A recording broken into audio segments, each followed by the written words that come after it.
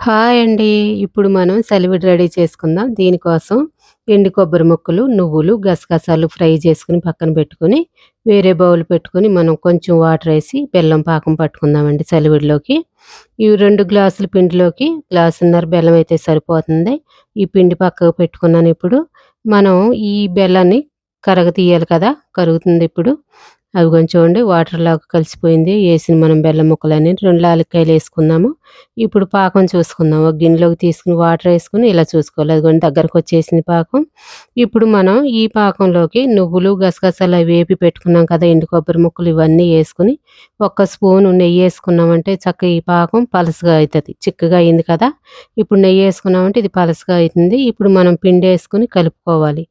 Friends ఒక like చేయండి, subscribe చేయండి. ఇగోండి ఇప్పుడు మనం పిండేసుకొని కలుపుకుందాం. గ్యాస్ కట్టేసుకొని కొంచెం కొంచెం వేసుకొని కలుపుకోవాలి. ఒక్కసారి అయితే ఉండలు కట్టేత్తదనమాట. కొంచెం కొంచెం పలసగా ఏసుకోవాలి. దొడ్డు దొడ్డుగా ఏసేసుకున్నా అది ఉండలు కట్టేసి బెల్లంలో కలవదనమాట. వేడిగా ఉన్నప్పుడే మనం కలుపుకోవాలి.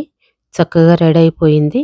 మనం కొద్దిగా నెయ్యేసుకొని కలుపుకుంటా ఉంటే ఇలా పలసగా అవుతదనమాట గట్టిగా అవ్వకుండా. టేస్ట్ చేద్దాం ఇప్పుడు.